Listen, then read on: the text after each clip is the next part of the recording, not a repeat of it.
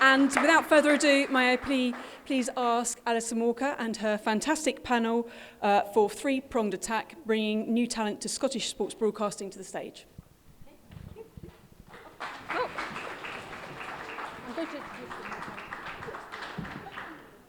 Oh, they're coming up already. Hello, everyone. Thank you so much, QTV and SVG Europe, for inviting me along to host this session. Do you know, I'm not used to having so many women in the same room passionate about sports broadcasting. It really is quite unusual for me. I seem to have spent my whole career being the odd person out. You know, my female friends used to glaze over when I talked about football. My mum was just obsessed with what I wore when I was on the telly, never mind what I was actually saying. So it's just fantastic to have everyone here on the same page. Brilliant. On-screen talent is certainly more diverse now, but behind the scenes, production teams are still lagging behind. But progress is being made in Scotland, and that's what we're going to be hearing about over the next 40 minutes or so. So let me welcome the panel to you. We have the head of the National Film and Television School, Scotland, Alison Goring. Give us a wave. Heather's already introduced herself, but she is the head of SVG Europe Women. Give her another round of applause. From Screen Scotland, the head of education, Milligan-Rennie. And we have Paul Tucker, Senior Lecturer, University of West of Scotland, from the School of Business and Creative Industries. Now, as Lucy said, 12 months ago, the issue of the ongoing skills crisis in Scottish sports broadcasting, it's not that easy to say, Heather, that is it, what was highlighted. So where are we right now? What has happened at grassroots level in schools, at universities? What about training opportunities, apprenticeships? Our panel, don't have all the answers, but they will have some of the answers. You're not looking nervous there at all. So let's get straight into it. The big question, we're talking about concrete examples of how to bring a new, diverse workforce into the sports broadcasting industry. Putting you right on the spot, Fee, what are you doing right now? What am I doing right now? Screen Scotland is absolutely committed to developing the workforce in broadcasting in sports and more broadly. And as part of that, we need to look to the culture that exists and how we might change that culture. And it is my firm belief, and will be no surprise as head of education, that in order to change a culture, you have to change the education system to embrace that. So what Screen Scotland are currently doing is we have a draft curriculum for film and screen, which is currently being tested in 5 local authorities across Scotland. And what that looks like is lessons in film and screen, lessons in broadcasting. And that's beginning in early years with teeny, tiny people. The rationale behind that is to ensure that parents are as on board with this as a career path, as children and young people will be moving through this process. I'm going to talk about it loads. I'm going to try. I'm very excited. Keep your thunder. Heather, what about you? What can you do? What have you been doing to aid all this? SVG at Women provides an independent platform for women to come together, and the men that champion them as well, to see panels like this where you can be educated, inspired, find out what job opportunities there are out there, meet people, exchange business cards and move forward that way. But in terms of inspiring the next generation, I write a lot of profile articles about women in sports broadcasting. I did about 1,000 for International Women's Day yesterday, and I've still got more to write when I go home as well, which they raise the profile of women in sports broadcasting, and by putting the faces of women there, then others can see what's she's doing it, I can do it too. Yeah, it's the old Judy Murray, isn't it? If you can't be it, you can't see it. Exactly, and whether they're very junior women that are just starting out, or incredibly senior at the top of their game, directors of massive broadcasters, they're all just as valid, and they all need to be showcased.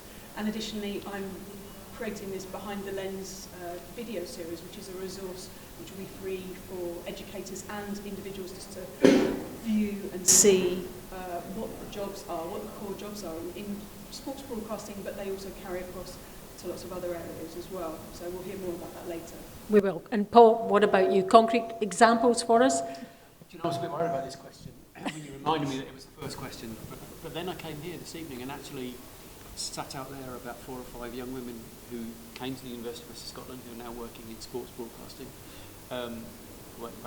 There's another young student who's here. Hopefully she'll meet them and she'll see them doing it and she'll be able to do it herself. So the university works we work quite hard to give students the opportunities to meet with the people that are going to help them start those careers and to use the equipment they're going to use during the, when they start out on those careers, and to use studios and such like. It's going to be, it's not identical, but it'll be able to teach them the protocols and the ways that they need to learn to work in order to work in broadcasting and other live broadcasting.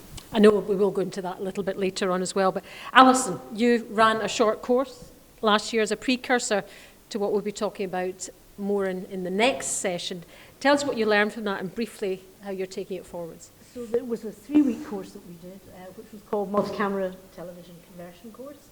And we took people who came from other areas in broadcast and other people with transferable skills. And they worked in camera, sound and vision mixing.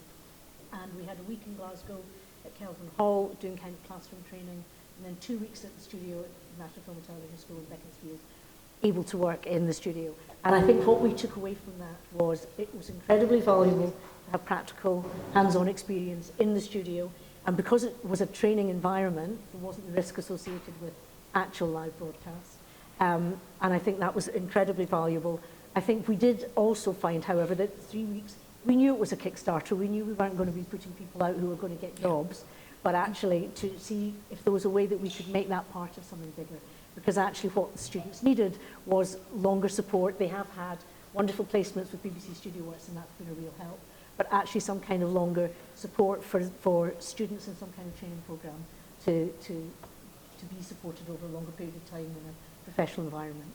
But I think there's more of that later. Yep, and connected to that, and we were talking about this just before we took our stools, about awareness of the roles that are available in sports work, and particularly multi-camera TV work. Awareness is key.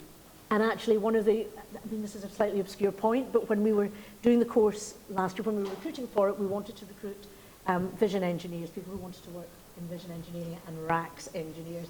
And we had one applicant who was actually somebody who didn't really want to do the job, they just wanted to know some more about it. And I think that comes back to that key point, which is awareness. And I think there are so many jobs, I mean, in the screen industry generally, but in broadcast, in sports broadcasting, there are so many roles that people don't even know what they are, what they involve, how satisfying they can be. So I think that's a huge piece of work that needs to be done. And Heather, you've done a lot of work on awareness and just getting these potential jobs out there to a whole new range of people. Yes, yeah. I think it is the whole, you need to be able to see it to be it. And you're not just talking about, women as well. It's people from different socioeconomic backgrounds, people of colour, the general people that you don't tend to see in sports broadcasting. When I put together panels, I want to try and create diverse panels, a range of people on there from different backgrounds who have different ideas and bring their backgrounds to the conversation, which is obviously of great benefit for broadcasters and AV firms. And sometimes it's very hard to get that. And awareness in education, Paul, as well. I mean, are the students coming in saying, I want to get into sports broadcasting? Are the girls saying that? Some are, yeah. But I think, I always slightly distrust people at 18 who are absolutely certain about what it is that they want to do in life. What did you want to do at 18? I had no idea, I still don't really know. But I think universities do lots of things. It's not really just about providing people for the job market. It's about giving them a broadening experience and a time to think about what it is that they want to do and where they want to do that and who they want to do it with. And and just a bit of international understanding and an understanding of the world, and to change them in the 4 years that they're with us. But University of Western Scotland is a widening access university. Lots of people that come to us, so they're the first generation of their family that have been to university. So that's a way of providing the kind of diversity that Heather is talking about. Because if you don't have the diverse people coming in, you're not going to have diverse people going out into the workplace. So I think that's quite an important part of what the University of Western Scotland does.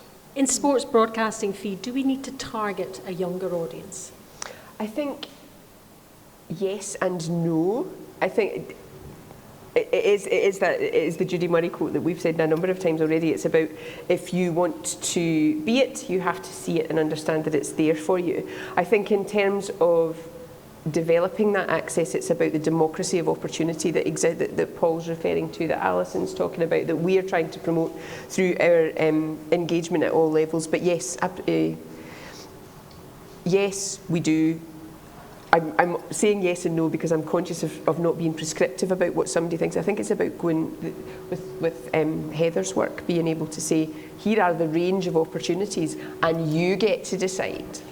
How do we attract them, Heather? What needs to be done? Big question. Obviously, I think you definitely need to hit kids as young as possible. I love that. The little tiny kids are so cool. But it's definitely got to be before they pick their GCSEs. Not the day before, but to give them time to develop their ideas. But to reach them, you've got to reach them through the platforms that they go to. TikTok, Instagram, although Instagram's getting a bit middle-aged really, isn't it? I know for a fact my mum's on it. but yes. And there's nothing wrong with that? Not at all.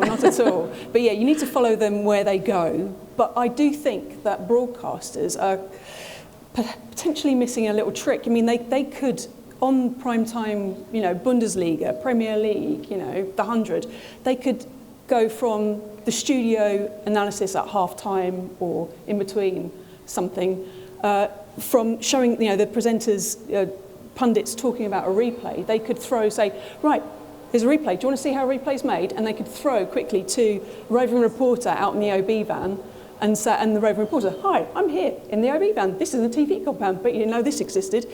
This is Charlie. She's our replay operator. She does what you see on TV straight away. Don't you, Charlie? Yes, I do. And then say, show us. And then she could just go press her little buttons on her EVS thingy, and then ping, there it goes on screen. And if you want more information, follow the link on your screen and cut to the adverts. But that would be a 10, 20-second clip that could blow people's minds. I mean, why is there a van? Who are the people in the van? Yeah, and that's not just of interest to potential youngsters. Yeah. Everybody loves knowing what goes on behind the scenes. It makes great TV. Why are they not doing this? I don't know. I've just come up with the idea. I should tell more people. But this goes, people working in feature films. I know we've got TJ here, who's on the camera that I'm pointing at right now. He was working on features and films, and now he's a trainee with QTV working, in live sport broadcasting. So if you do that sort of thing, you might find people from other areas of broadcast and, creative roles that use cameras and stuff that are like, oh, that's how they do it, because you just don't know. So let's move on to a bit about training. There's a lot of really good, high-quality training out there for young people, but are schools, colleges, university leavers actually going to be ready for work after the training that they've had? Is this the right kind of training, Paul? I think someone's... I think however good your university course is in preparing you for the world of work is still going to be a bit of a surprise when you start on that first day. I think there's no getting away from that. And what the broadcast production course at the University of West of Scotland does is it's quite a generalist course. So we're looking at providing people who can be multi-skilled, and as they go through their time with us, they'll start to think, or we'll start to realise, oh, actually they're good at that, or they really like that. So it's about helping them move in that direction, maybe getting them to talk to some people who do that in the industry so that they can understand what it is that they need to do while they're with us. We've got a couple of things that we've done. It's kind of we used to run St Mirren TV, so the students used to film St Mirren home games, and they would be live cast around the world to the many millions of St Mirren fans who wanted to pay £6 to watch it. And it's slightly been knocked on the head by COVID and by the fact that St Mirren are now in the Premiership, so the games are covered by QTV now, so we don't get to do it so much, but that won't last long. Not QTV, I mean St Mirren being in the Premiership. How was that received by fans and the club? It was a really good relationship with. I mean, it wasn't me; it was a colleague who did a lot of the hard work on that, and it was really well received. And it was slightly ahead. I mean, quite a lot of clubs now have their own, media set up. We've got a female graduate who works for Rangers, covering the women's team there. So there's the huge number of opportunities. That again, QTV were well ahead of, realising that there were huge opportunities in the coverage of sport. So I've lost my track a bit there, but I think our course is small enough, I think, that we can spot people and give them a little bit of a bespoke route into the industry, should they want to go into the industry. Well, let's put that one to Fee and Alison as well. Fee, the high quality training being offered to young people, are school, college and university leavers actually ready for the training that's offered? Do you want to take this first? When I feel comfortable. Yes and no. Yes and no. I think it is very hard to prepare people for the reality of the world of work. So I think there's also that really tricky thing that you come out of college or university, and on the one hand you kind of think you know everything and you don't know what you don't know. And I think that's quite a difficult one. Are they ready for the training? Are they in the right place for the training in the first place? Not always. Some of them are. I think a lot of it is to do with whether people are open to thinking they need it, whether they think they will benefit from it, whether they think it will take them to the next step.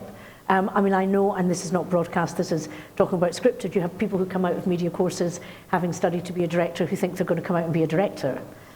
And it's going to happen one time in 5,000.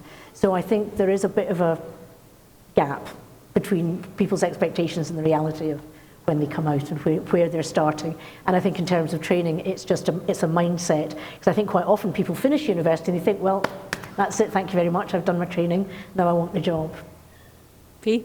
I think one of the things the feedback that we've had, so Screen Scotland work closely with the Screen Training Alliance, and some of the feedback that we're getting as well, there's a willingness and a delight in the opportunity to further to augment school, college, university education with training.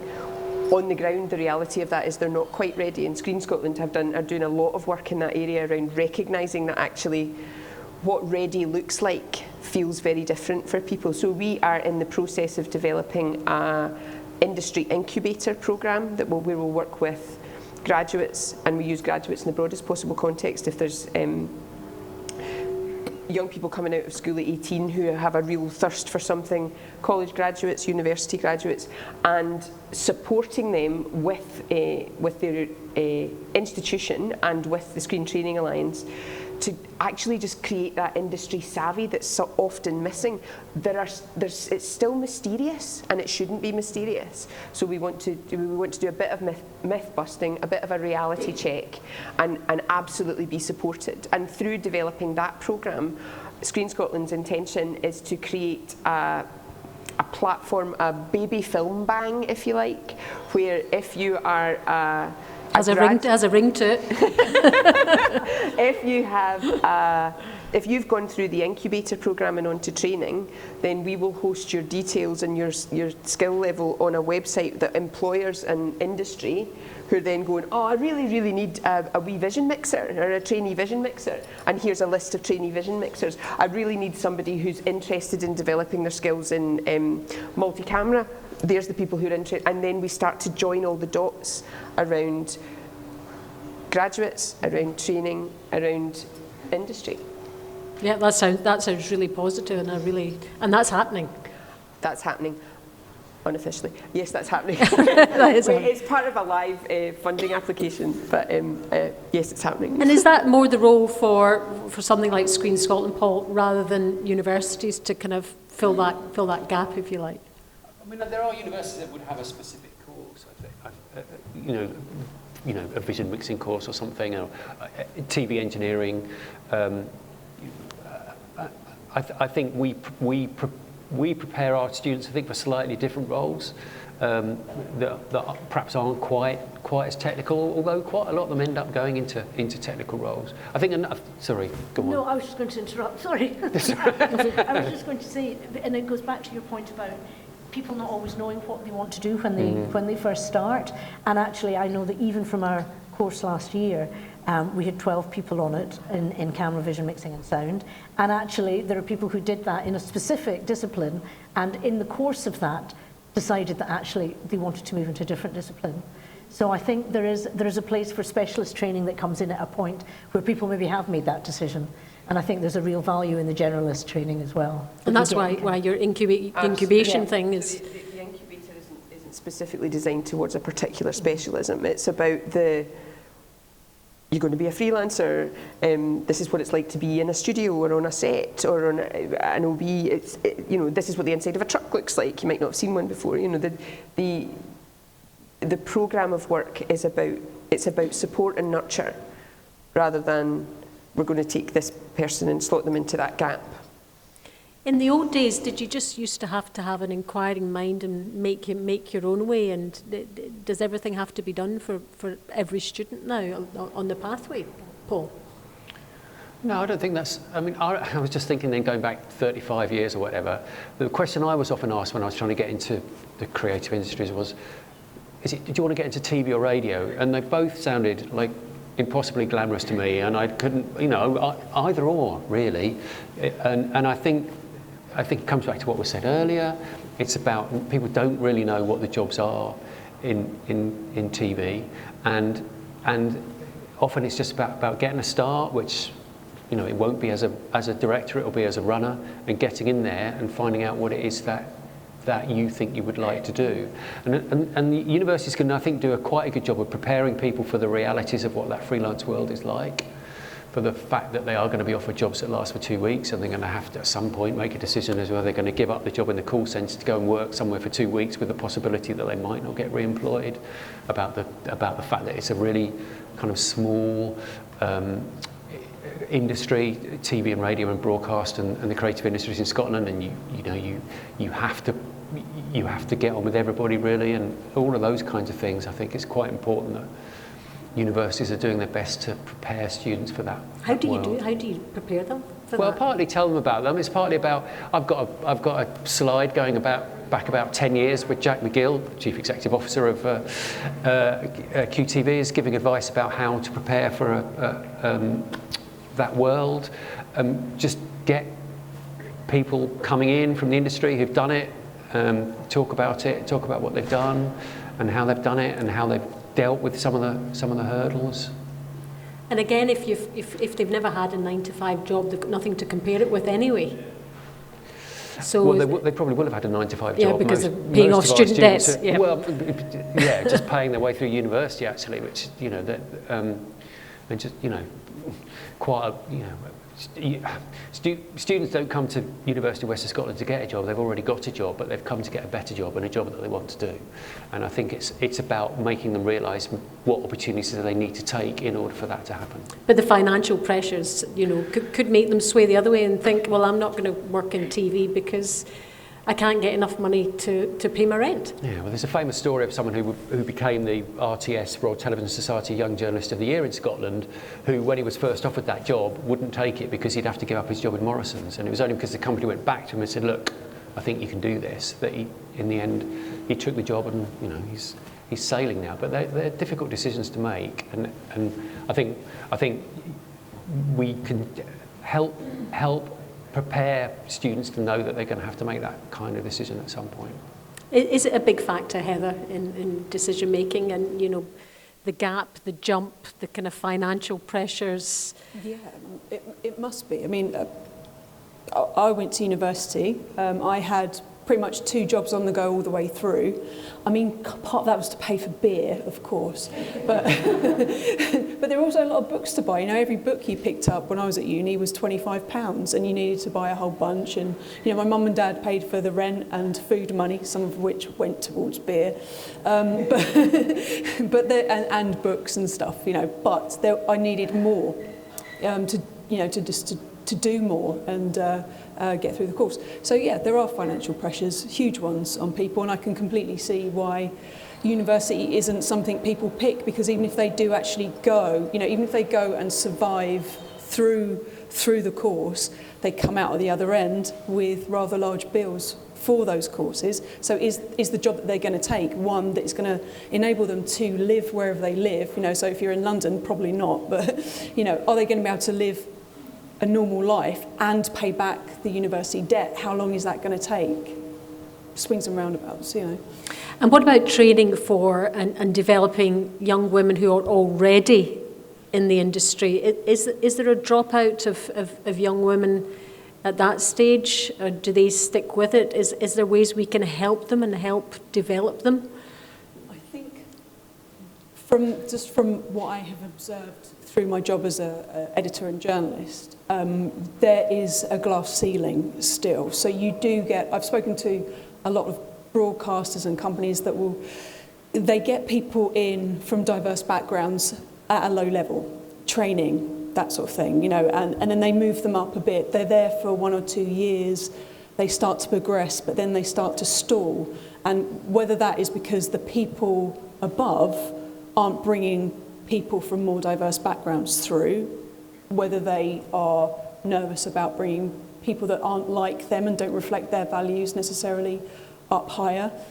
You know, there's a lot of cultural issues, which I know we're going to touch on later, but culture needs to be open to allow people to come up. But I know there is a big dropout of young people of colour and people from lower socioeconomic backgrounds when you come through. I do a lot of stuff with Mammy Youth Project, which is based down in Isleworth with Sky, and Bob Clark, who runs that, is bloody awesome, he's fantastic. And yeah, he sees it a lot. You know, they train people up, they give them skills, but then how many of them, they get jobs, but then how many of them are still in the business 5 years later? You know, that's another. And why are they leaving? Exactly, yeah. Yeah, and from a training point of view, developing. It's this notion of what's valuable and what is a good job and what is something that you can sustain for the entirety of your life. And it is that cultural shift of going, it's not something you can do until you have a family, or it's not something you can do until you decide to get a proper job. I think there's still a bit of proper jobitis in the mix here, where it's not really a proper job though, is it? Well, you know, I'm fortunate enough to have been raised by a photographer who couldn't, you know, who was just like, you're going to do what? Right, fine, that sounds perfectly reasonable and normal. The idea of it is for you. I think there are young women working in the industry now who are looking over their shoulder waiting for somebody to ask them to move along. I think still that culture of, you know, that it's patriarchal, it's a job for, you know, somebody with traditionally better upper body strength so that you can humph stuff. All of those things need to change, and it's not, they're small on their own, but when you add all that stuff up together, then it becomes an unwieldy beast to have to navigate in order to be able to stay where you want to stay. And I think, as we've said earlier, if you don't see it in those senior roles, then it's hard to aspire to something that you can't see demonstrated by someone else. Yeah, let's go back to the training again, because I'm keeping at that. In terms of young women, Paul, are they embracing the training provided as intuitively as the men are? Do they get as, I don't even know if intuitively is the right word, but you know what I'm getting at. I think we start from the point of saying that, you know, if you put a camera up in a room with undergraduates, it will mostly be surrounded by young men. I think that's still true, although today I was in a session where one of the camera operators was female in a small class, and so we just really do need to find a way to encourage that, to get over that, and it comes back to that sort of, it's like imposter syndrome, about making a mistake as a young woman trying to operate a camera, and it's different from a young man doing the same. So I think universities, places of education, do need to work harder to try and get over that hurdle. How do we do it? I think the very short answer is we get Heather and Lucy and you, and we just put you in every school in Scotland on rotation, going, I can do it, you can do it. I think often I find that it's I'm a woman in my 50s who's navigated the industry and sits in education because it's my absolute passion, so it's easy for me to say I think we should do this. But I think events like this, there's a whole group of young women that I can see on the floor who've probably got better suggestions than I could give around what we do, how we make that change. Collaboration, listening, being open to suggestions. Partnerships. Definitely. And partnerships, especially with companies in the sports broadcasting industry, give students a hands-on experience. That is absolutely key, isn't it? QTV were running a workshop for primary school children in Film City a couple of weeks ago. And there's this wee person, this size, with her hijab and her cables over her shoulder, telling everybody that she's going to be a rigger when she grows up. And those are the things that change, isn't it? It's just awesome, and it's not rocket science. It's to go create opportunity and a pathway and an understanding that you can, and sustain that through funding, through a curriculum that's responsive, that's open, that creates these things. Look to showcase opportunity, and us who are that little bit longer in the tooth to go to hand on a proud baton, rather than to say we were lucky and thank you, Have you got examples of good practice in that area, Paul? Well, if I can add a little story, it takes us back about 10 or 13 years. When QTV first started, one of the first sessions they had was at Clydesdale Cricket Club with, I think, 3 domestic video cameras. And I was asked to provide a collection of students to go along and to do whatever needed doing, camera operating, sound, commentary, and they, the 3rd and 4th years, and they went along and they went turnabout and everything. And they're not all working for QTV now, but some of them still are, and quite a lot of them are working in sports broadcasting, male and female, or are working as production managers in various parts of the world. And it was just, and we've never done it in quite such a large scale, but the years following that, we there's quite a few people that went from university and would go filming ice climbing or hockey or lawn bowls or whatever. And I think the beauty of that was it was a different kind of broadcasting in a way. It was kind of being made up as they went along, and it meant our students got really, really heavily involved. They were doing quite important things. And the other thing, we were just discussing this earlier, and it's just a thought I had, is that women's sport has changed so much, hasn't it, over the last 10 years? I don't know if the sport has changed, but it's people's attitudes to it and its visibility. And that surely has got to be a good thing in making young women think, I'm going to film that, or I'm going to direct the next World Cup final.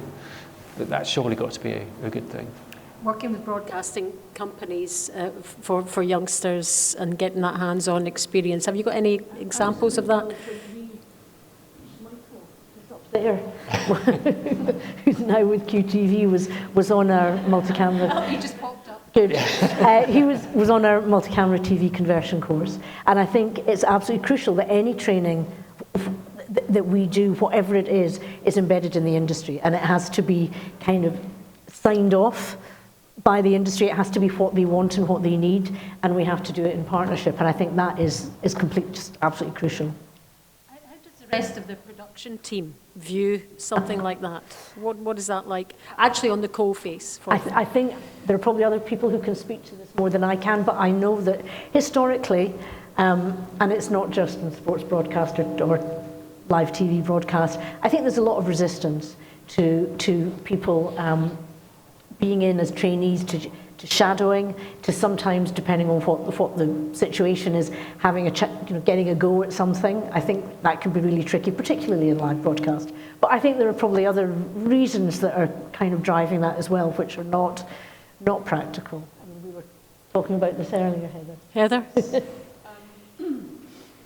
Yeah, I think so. Talking about culture within companies changing and enabling people to come in, I think it needs to change a lot, and I think companies do need to support this idea from the top down, because 2018, 2019, everyone was talking about increasing the number of skilled people coming in to sports broadcasting. It was a big thing, and also about increasing the diversity of those people that were coming in. That was great.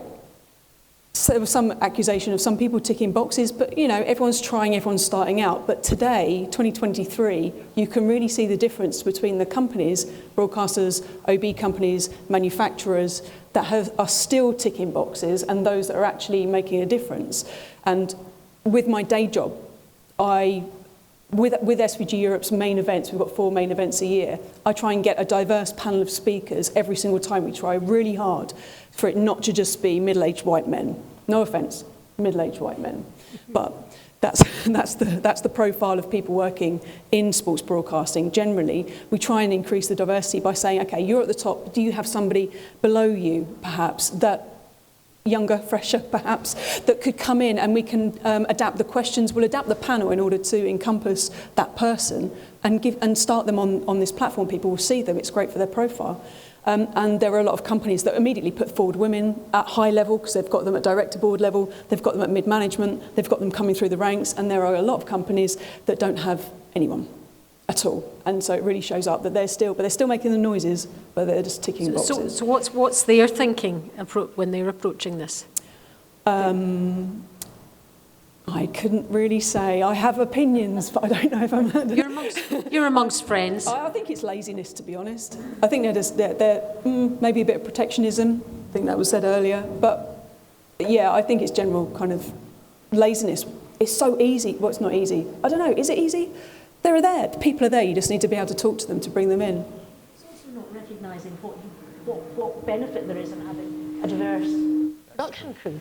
It's just thinking let's keep them all looking like us and act and having our values and being like us, and actually not seeing it as a benefit, thinking it's something that's going to... Yeah, it's a problem rather than a benefit. Yeah, exactly. I saw you nodding there, Paul. Yeah, I mean, apart from anything else, I just think there's a huge business case in favour of having a diverse workforce, because we're in the business of telling stories. Even if it's sport, it's about telling a story in some way, isn't it? It's start to finish, look out for this person, look out for that person, they're going to do this, they're going to do that, they didn't do that, they didn't do this happened, right? But as soon as you get slightly different people involved in that, it's a different story, and you can tell it more often, you can tell it more times, and you can tell it in different ways, because you've got a diverse workforce telling that story in just a slightly different way, just tweaking it a little bit. I'm going to talk about Strictly Come Dancing. Look at Rose, the from EastEnders. That whole thing, the who's deaf, dancing in silence. I mean, that ran and ran and ran. And it's just by someone having a little bit of bravery to say, let's try and mix this up a bit, let's try and get a bit of diversity in, and everybody benefits. Yeah, going back to that the culture of companies that you mentioned there, Heather, is it more of a problem for young girls in that culture in terms of, like shadowing, or as opposed to young boys? Well, culturally, if the standard is white and male, then anything that isn't white and male is going to find it harder to move up the ranks. So by by that definition, then yes, young girls, young women would find it harder to move through if they've got that kind of opposition. But in an inclusive company that's encouraging everyone and bringing people forward, not at all. BT Sport is fantastic, Sky Sports is fantastic, but there are lots of companies over in Europe as well doing really good things too. So what would you say that in terms of progress the balance is like now? Is it kind of 60-40 in terms of the approach and meaning and trying to do the right thing? I would say that most companies in sports broadcasting today, the broadcasters and OB firms, for instance, are trying. You know, it isn't easy to do, but I think they are trying. I mean, we're talking about a lack of a lack of skilled people for this profession up in Scotland. So you're going to start just grabbing anybody that can do the job. So whether they are, you know, whatever colour they are, wherever they're from, whatever their background, whatever their gender, however they identify, doesn't really matter, you're just going to grab them.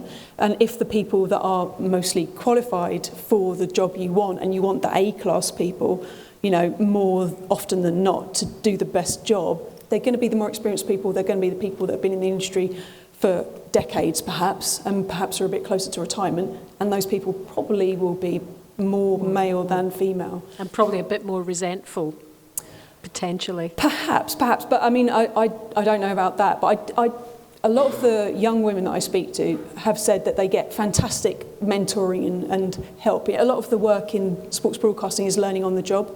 You know, you get in, you want to be a replay operator or a sound guarantee, and a lot of it is shadowing and copying and looking over the shoulder of someone, or in the break at Wimbledon, going over to your supervisor and saying, can I just see how you do this, please? And them showing when you've got 5 minutes rather than formal training. So it's, grabbing opportunities and being looked after. And there is a lot of that goes on.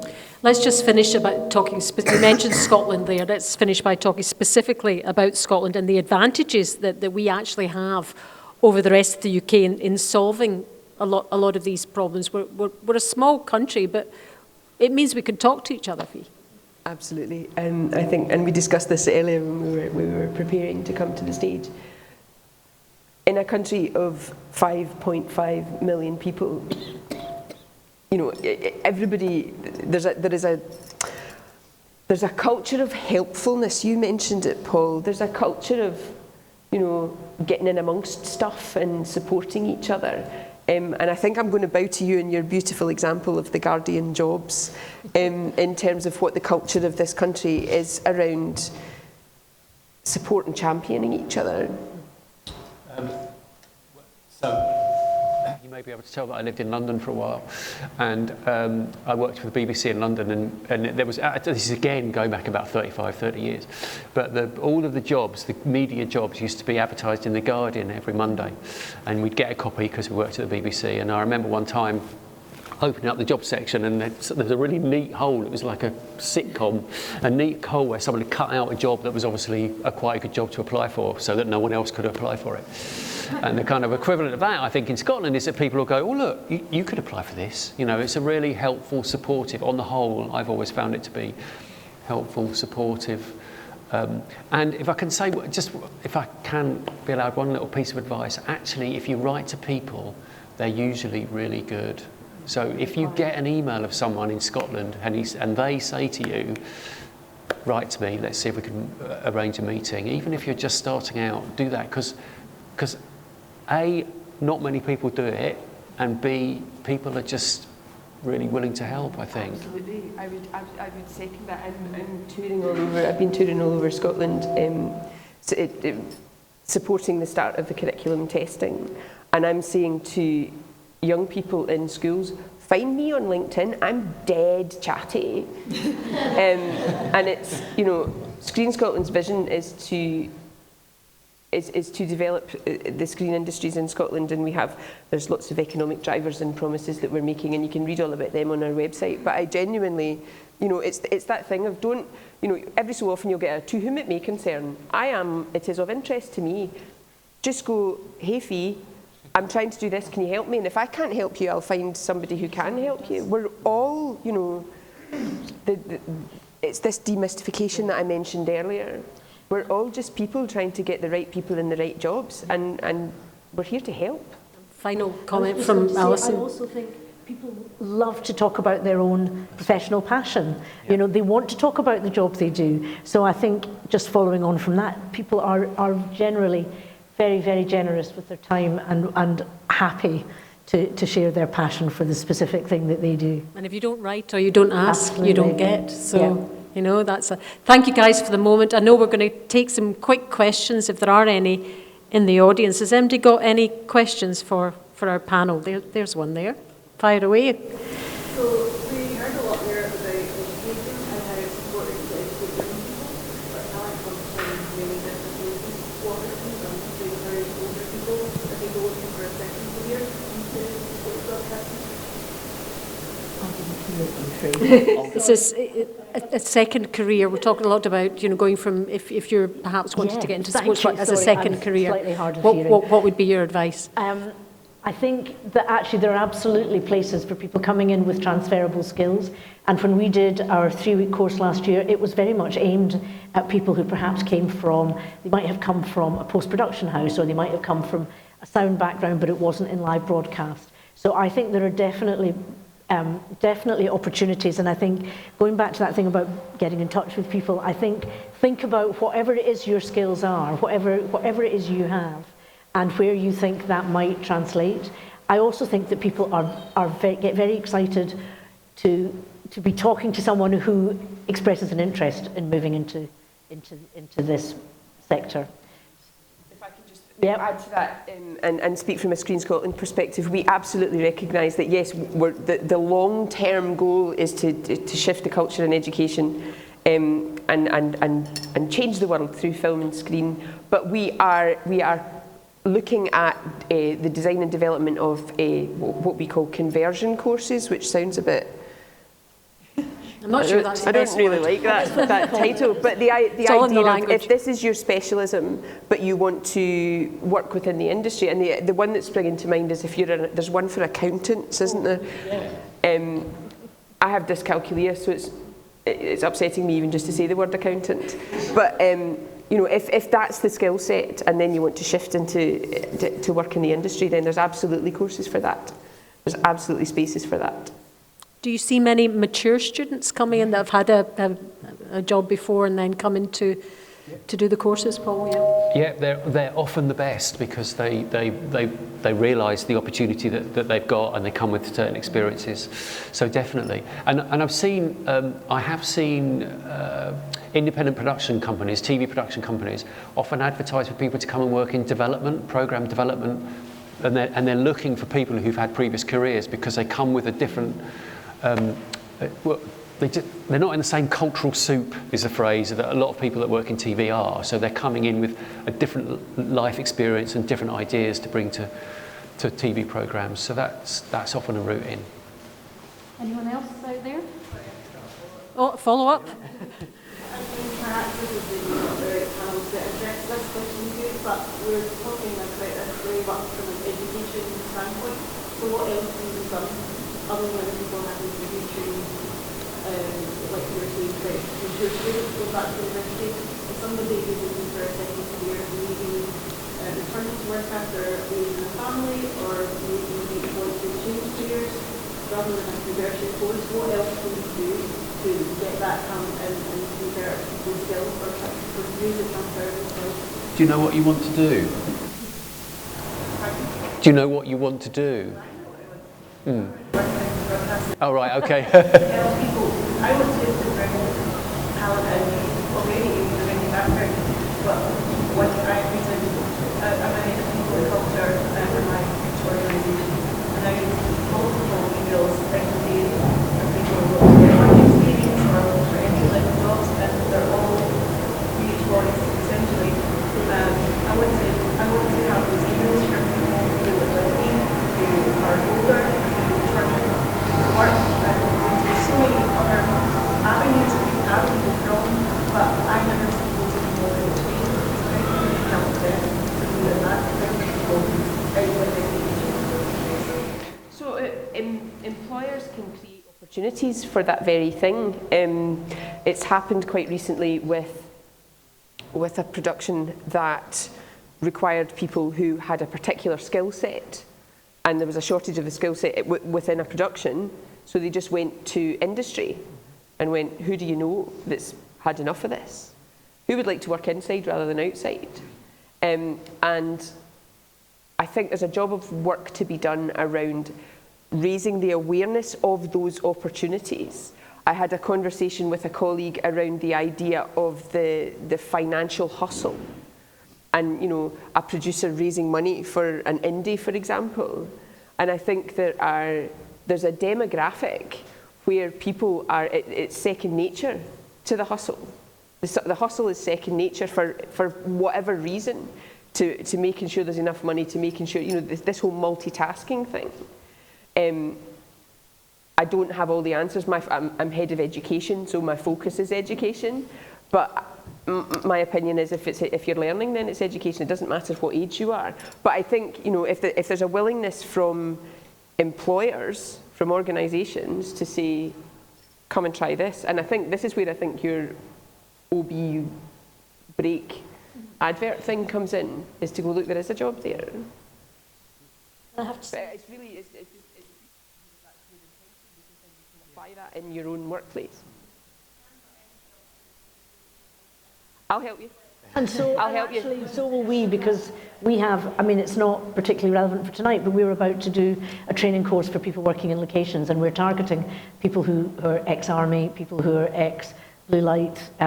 So it's very much about taking skills from one industry and bringing them into another for people who want to do that. So I think there are opportunities, and I think that since COVID, I think there's far more of that. I think there's a far greater awareness of the importance of transferable skills and how they can be used. We had a student fairly recently graduate who was a grandmother. She had 6 grandchildren, actually, I later discovered.